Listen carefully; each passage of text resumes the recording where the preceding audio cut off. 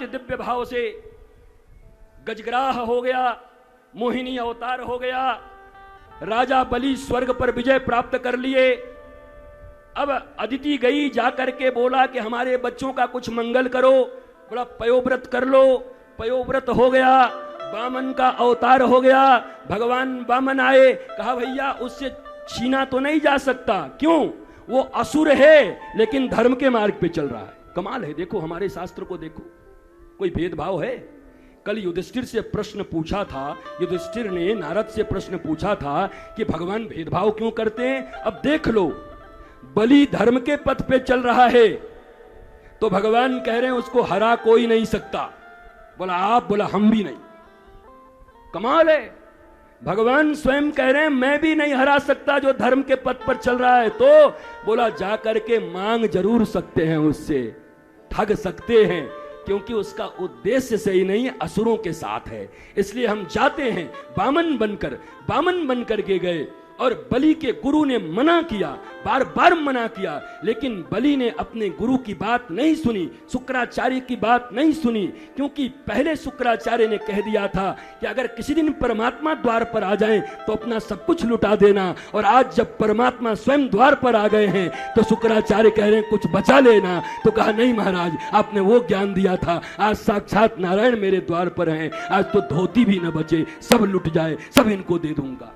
इसलिए गुरु की बात नहीं सुनी, भरत ने मां की बात नहीं सुनी, विभीषण ने भाई की बात नहीं सुनी, प्रहलाद ने बाप का बात नहीं सुना। तजियता ही कोटि बैरीसम यद्यपि परम सने ही। त्याग किनका किनका करना है?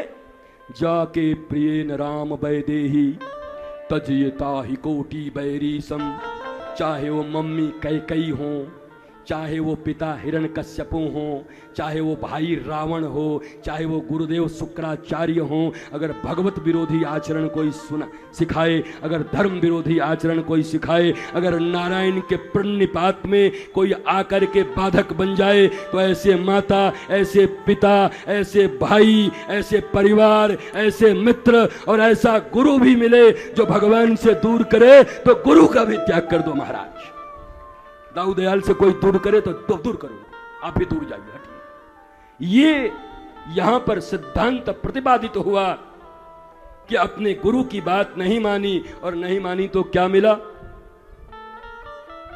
पहले भगवान वैकुंठ में थी, अब भगवान कहां आ गए? द्वारपाल बन के आ गए। अब बताओ उनको लाभ हुआ कि हानि हुई बलि को? बोलो। अरे भगवान जिसके द्वारपाल, स्वर्ग के द्वारपाल तो नहीं बने भगवान, इंद्र के द्वारपाल तो नहीं बने भगवान। भगवान किसके द्वारपाल बने? प्रहलाद के परिवार में आए हुए विरोचन पुत्र बलि का, भक्त के घर में आए हुए संतान जो भक्ति के मार्ग पर चलने को राजी है। चाहे वो असुर योनि में आया हो, चाहे सूर्य योनि में आया हो, चाहे आप इस वर्ण में आए हो, चाहे उस वर्ण में आए हो, चाहे इंग्लैंड में आए हो, चाहे भारत में आए हो, अगर हरि के प्रति, अगर नंदलाल के प्रति, अगर राम के प्रति आपका प्रेम है तो भगवान भेदभाव नहीं करने वाले। भगवान आपको गले लगा लेंगे, उठा लेंगे भक्तों को। आप गरीब अमीर कुछ भी हो, कोई फर्क नहीं पड़ता महाराज। ये भगवान का सिद्धांत है। इस सिद्धांत का प्रतिपादन इस भागवत जी में हो रहा है। बलि का हो गया, बलि से 3 पग पृथ्वी मांगे, तन मन धन सब दे दो, तन मन धन सब अर्पण।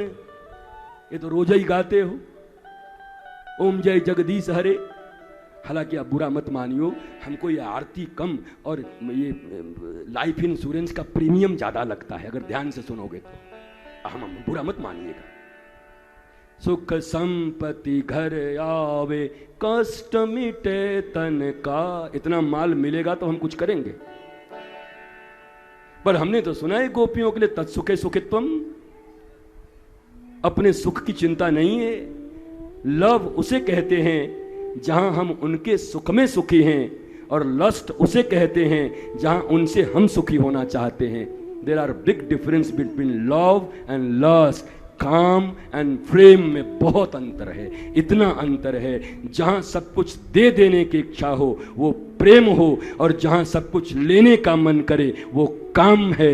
इसलिए भगवान ने बलि से क्या लिया? तन मन धन।